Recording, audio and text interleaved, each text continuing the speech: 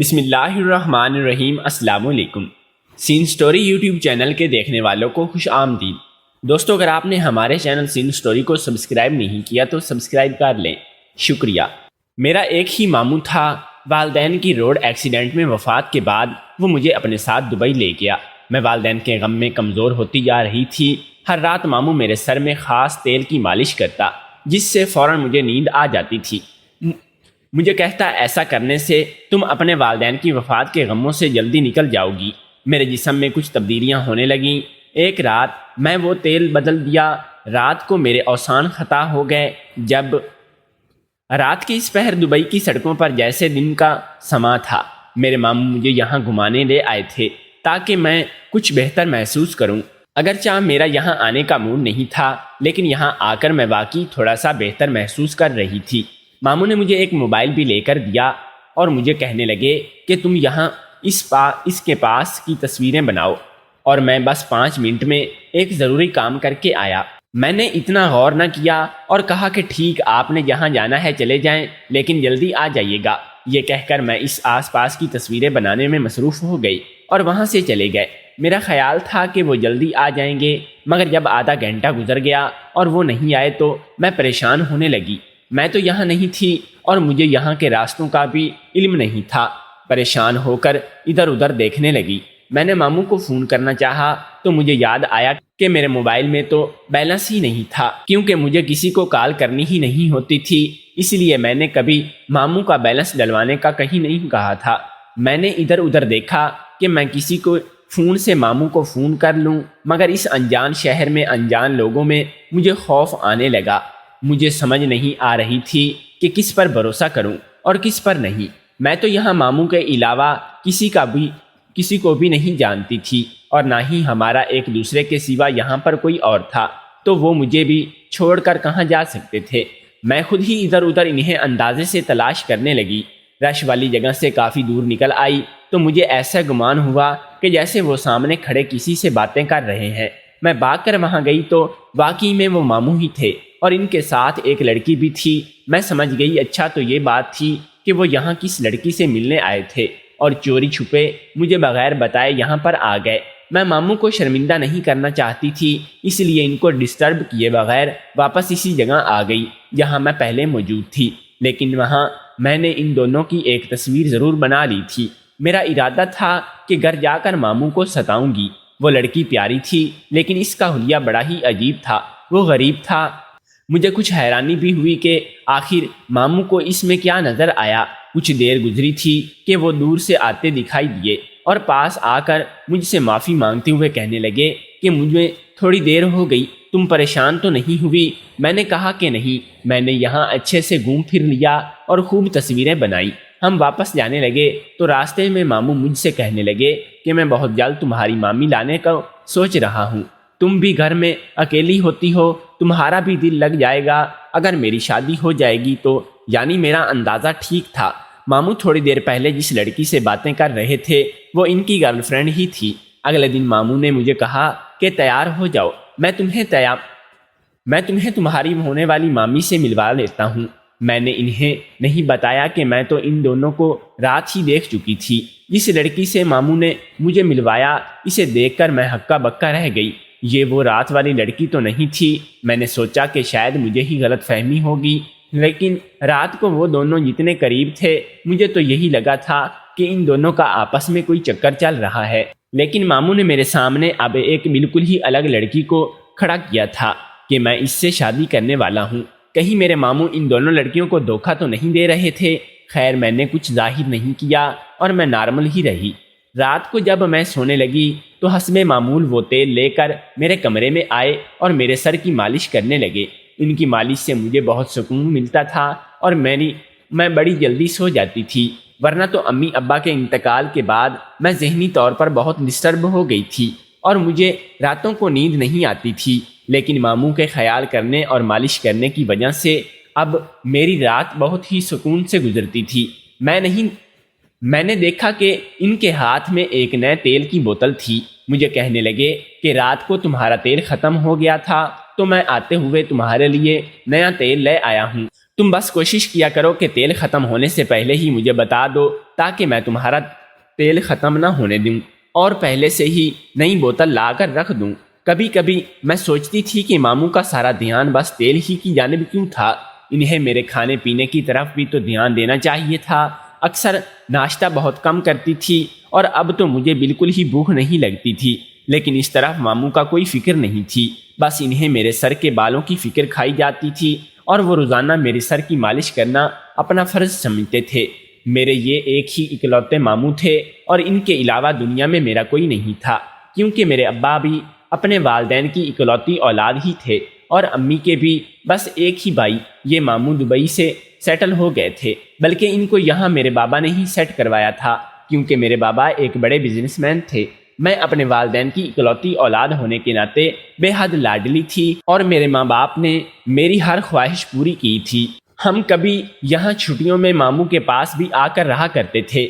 میں نے گریجویشن کیا تو میرا یہی ارادہ تھا کہ میں دبئی جا کر کسی اچھی یونیورسٹی سے تعلیم حاصل کروں گی، مگر پھر امی ابو سے دور رہنے کے خیال سے میں نے اس ارادے کو ملتوی کر دیا، کیونکہ میں اپنے والدین سے دور نہیں رہ سکتی تھی۔ لیکن میں کیا جانتی تھی کہ قسمت میرے ساتھ کیا کھیل کھیلنے والی ہے۔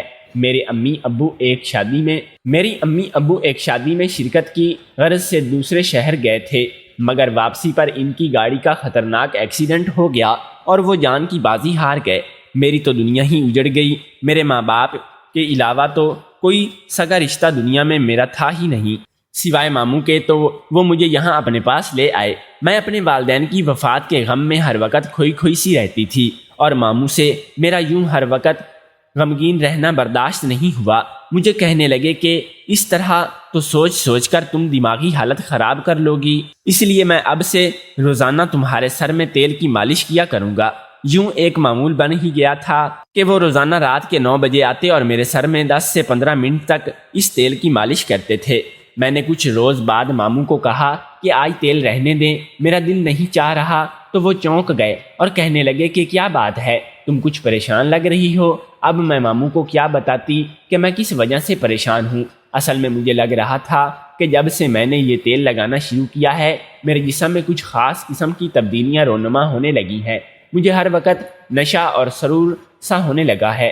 پہلے ایسا کچھ نہیں تھا اور مجھے یہی شک تھا کہ شاید یہ تیل مجھے سوٹ نہیں کر رہا، لیکن میں اپنے منہ سے ماموں کو یہ سب بتاتی ہوئی اچھی نہیں لگتی تھی، اس لیے میں نے بہانہ بنایا، لیکن ماموں نے میری ایک نہ سنی اور زبردستی میرے سر کی مالش کرتے ہوئے کہنے لگے کہ تم نے نہیں جانتی کہ یہ تیل تمہارے لیے کتنا ضروری ہے، تمہاری صحت سے اس سے کتنی اچھی ہوگی۔ میں چپ کر گئی۔ حسب معمول ماموں سر کی مالش کر کے چلے گئے تو ان کے جاتے ہی کچھ دیر بعد مجھے نیند سی آنے لگی۔ آج تو ایسا لگ رہا تھا جیسے میرا جسم ہی ٹوٹ رہا ہے۔ مجھے کچھ دنوں سے اپنی یادداشت بھی کم ہوتی ہوئی محسوس ہو رہی تھی، جیسے میں اب پرانی باتیں بھولنے لگی ہوں۔ پتہ نہیں اب بھی یہ میرے ماں باپ کی موت کا صدمہ تھا یا اس تیل کا اثر، لیکن جو بھی تھا مجھے یہی لگتا تھا کہ مجھے وہ تیل سر پر نہیں لگوانا چاہیے۔ صبح ہی اٹھی تو میرا جسم بری طرح درد کر رہا تھا۔ کچھ دیر تو مجھ سے اٹھا ہی نہیں گیا، لیکن پھر میں ہمت کر کے اٹھی تو نیچے ناشتے کے لیے آ گئی۔ ماما مجھے دیکھ کر مسکرانے لگے اور کہنے لگے کہ تم تیار ہو جاؤ، آج ہم کہیں باہر گھومنے جائیں گے اور ناشتہ بھی باہر ہی کریں گے۔ میں جانا تو نہیں چاہتی تھی، لیکن پھر ماموں کے خیال سے تیار ہو گئی کہ بیچارے میری اتنی خدمت کرتے ہیں، اتنا خیال رکھتے ہیں، اور میں اگر منع کروں گی تو انہیں برا لگے گا، اس لیے میں ان کے ساتھ برج خلیفہ چلی گئی اور ماموں مجھے ناشتہ دے کر کہنے لگے کہ تم کھانا کھاؤ، میں تھوڑی دیر تک آتا ہوں۔ میں کھانا کھاتے کھاتے ایک دم چونک گئی۔ میں نے سوچا کہ ماموں کس لڑکی سے ملنے گئے ہیں، اب سے جن سے ان کا چکر چل رہا ہے، یا دوسری لڑکی سے جسے انہوں نے شادی کا وعدہ کر رکھا ہے۔ مجھے تجسس ہوا اور میں کھانا وہیں چھوڑ کر ماموں کو ڈھونڈتے ہوئے باہر آ گئی۔ تھوڑی دور جا کر دیکھا تو ماموں ایک لڑکی کے ساتھ باتیں کر رہے تھے، لیکن یہ لڑکی وہ نہیں تھی جس سے ماموں نے مجھے اپنی منگیتر کہہ کر ملوایا تھا۔ یہ وہی لڑکی تھی جو کچھ دن پہلے مجھے ماموں کے ساتھ نظر آئی تھی اور جس کی تصویر بھی میں نے اپنے موبائل میں کھینچ رکھی تھی۔ آخر اس کا ماموں کے ساتھ کیا تعلق تھا، میں نے آگے ہو کر دیکھا تو جو منظر میں نے دیکھا اس نے مجھے الجھا کر رکھ دیا۔ اس لڑکی نے ماموں کو ایک تیل کی بوتل دی۔ یہ بالکل ویسی ہی بوتل تھی جس سے روز ماموں میرے سر کی مالش کرتے تھے۔ کیا وہ تیل مارکیٹ سے نہیں خریدتے تھے، اس لڑکی سے خریدتے تھے؟ مگر کیوں؟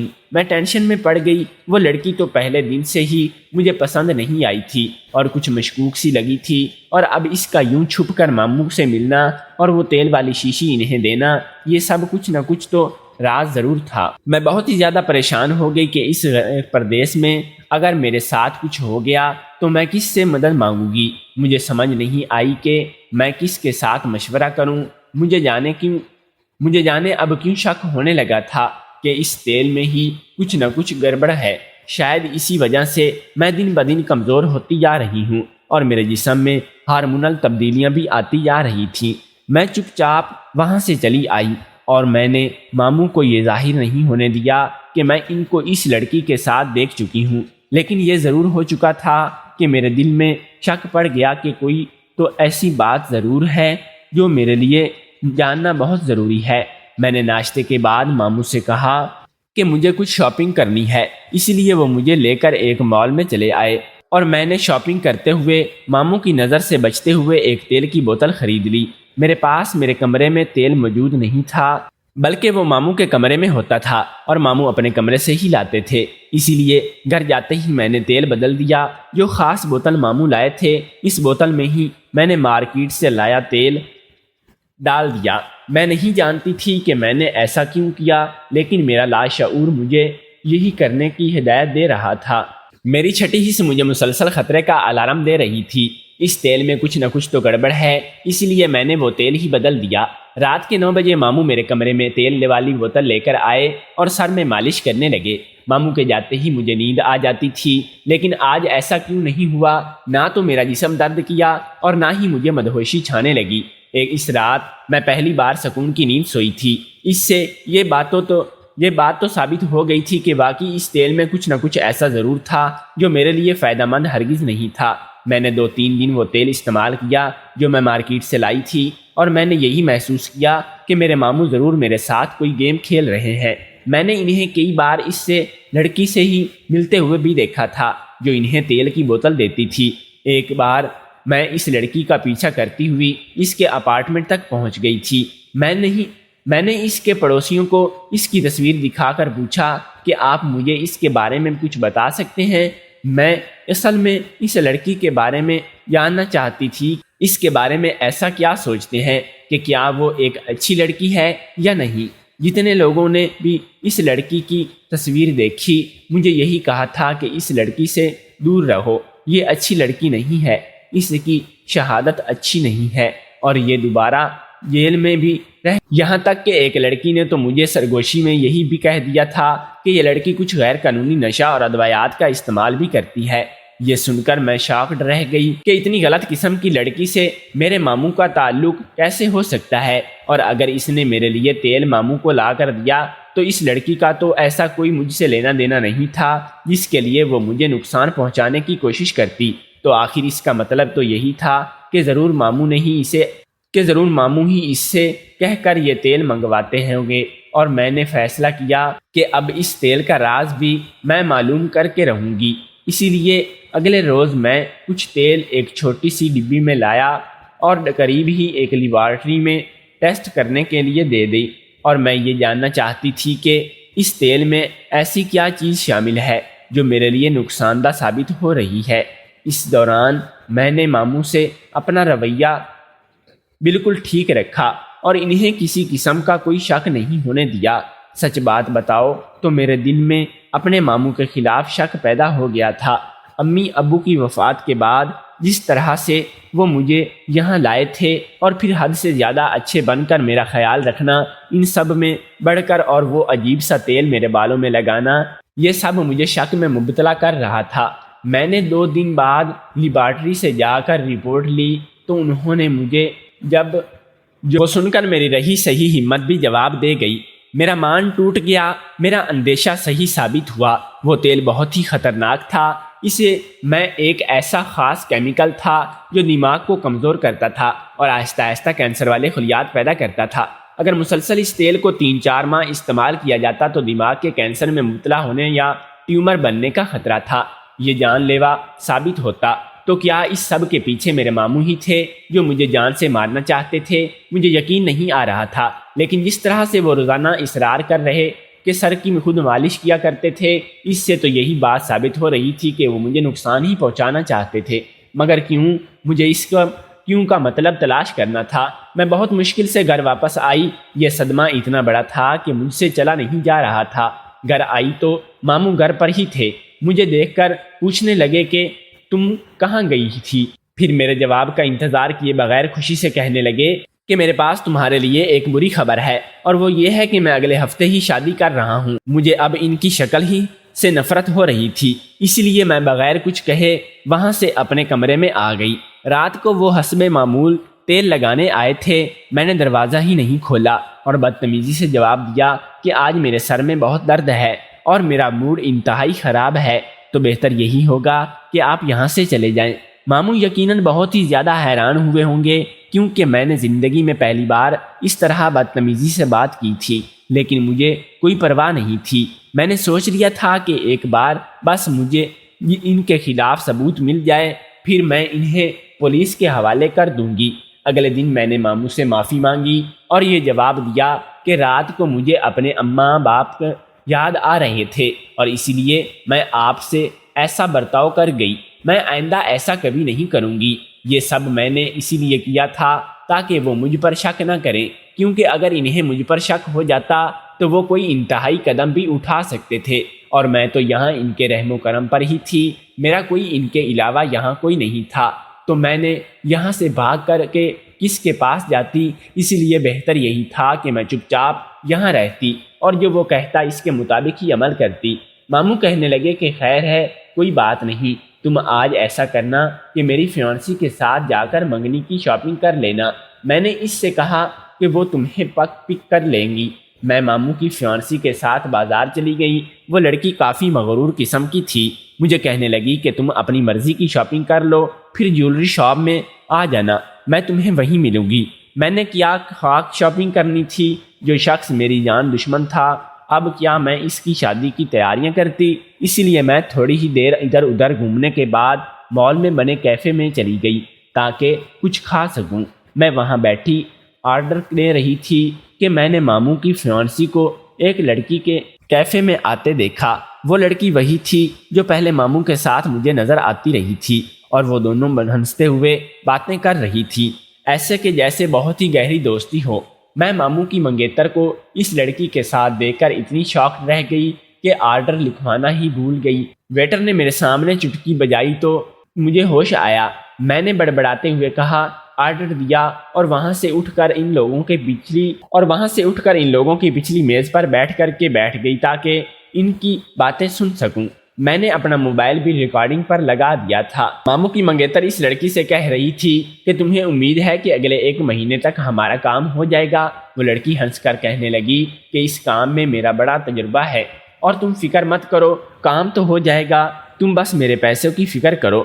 ماموں کی منگیتر نے اپنے بیگ سے نوٹوں کی ایک گٹھی نکال کر اس لڑکی کو دے دی اور کہا کہ کام ہو جائے گا، تم بس میرے پیسے کی فکر کرو۔ ماموں کی منگیتر نے اپنے بیگ سے نوٹوں کی ایک گٹھی نکال کر اس لڑکی کو دی اور کہا کہ کام ہو گیا تو میں تمہیں اور بھی دوں گی۔ فی الحال تم یہ بتاؤ کہ تمہیں یاد تو ہے نا اس لڑکی کے بعد کس کی باری ہے؟ میں ان دونوں کی باتیں سمجھ نہیں پا رہی تھی۔ ان کی باتوں سے تو یہی لگ رہا تھا کہ وہ دونوں کسی غلط کام کی پلاننگ کر رہے ہیں۔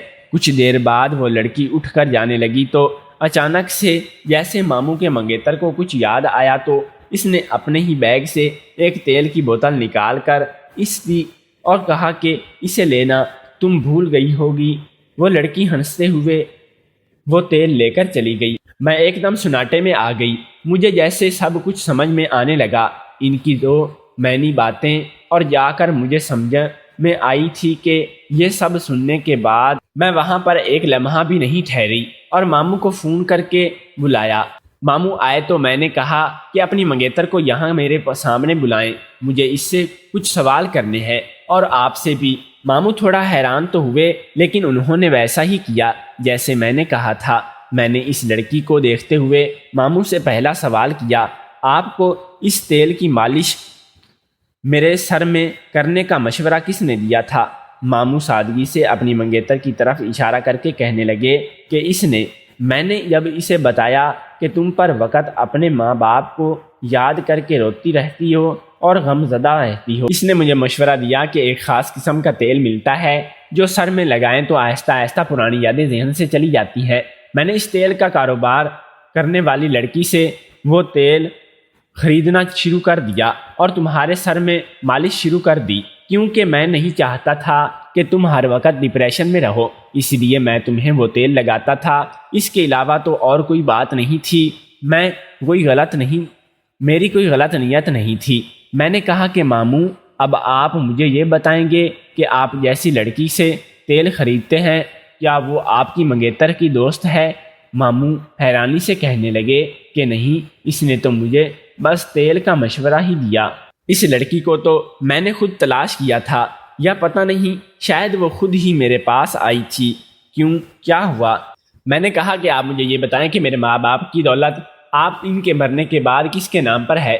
ماموں کہنے لگے کہ ظاہر ہے کہ تمہارے ماں باپ کی دولت ہے تو تمہارے ہی نام پر ہوگی، اور اگر اللہ نہ کرے کہ تمہیں کچھ ہو جائے تو تمہارے بعد وہ مجھے مل جائے گی، ایسا وصیت میں لکھا ہے۔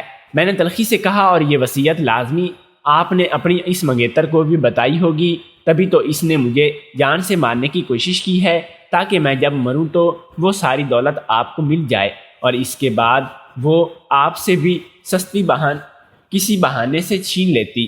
اور اس لڑکی کا یہ سب کچھ سن کر چہرہ تاریک پڑ گیا، اس کی رنگ فک ہو گئی اور وہ گھبرا کر کہنے لگی کہ یہ تم کیا کہہ رہی ہو؟ کیوں مجھ پر الزام لگا رہی ہو؟ میں نے ماموں کو لیبارٹری کی رپورٹس اور بھی تھوڑی دیر کے پہلے ہی ان دونوں کی گفتگو کی ریکارڈنگ سنائی تو ماموں پر بھی اس سب کا واضح ہو گیا، اور انہوں نے اسے تھپڑ رسید کیا اور فوراً پولیس کو کال کی، جو ثبوت دیکھ کر اس لڑکی کو گرفتار کر کے لے گئی۔ وہ لڑکی بہت ہی ہوشیار تھی، جب اسے پتہ چلا کہ میرے ماموں نے اپنی بھانجی کو لے کر آئے ہیں تو جو کروڑوں کی جائیداد کے مالک ہیں، تو اس نے یہ سب پلان بنایا تھا کہ میرے مرنے کے بعد دولت ماموں کو مل جائے گی اور پھر وہ ان سے شادی کر لیتی۔ جب اسے پتہ چلا کہ میرے ماموں اپنی بھانجی کو لے کر آئے ہیں جو کروڑوں کی جائیداد کی مالک ہے، تو اس نے یہ سب پلان بنایا تھا اور میرے مرنے کے بعد وہ دولت ماموں کو مل جائے، پھر وہ ان سے شادی کر لیتی۔ ہاں، شاید بعد میں ماموں کو بھی نقصان پہنچاتی اور وہ دولت اپنے قبضے میں کر لیتی، مگر انسان جتنی مرضی سازشیں کر لے وہ بھول جاتا ہے کہ سب سے بہتر چال چلنے والا تو اوپر والا ہے۔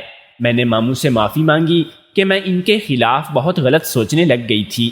یہ تو شکر ہے کہ بر وقت مجھے حقیقت پتہ چل گئی، ورنہ میں شاید بدگمانی میں بہت آگے ہی بڑھ جاتی اور دنیا میں موجود اپنے واحد رشتے کو بھی کھو دیتی۔ اگر آپ کو ہماری آج کی سٹوری اچھی لگی ہو تو کمنٹ کر کے ضرور بتائیے گا۔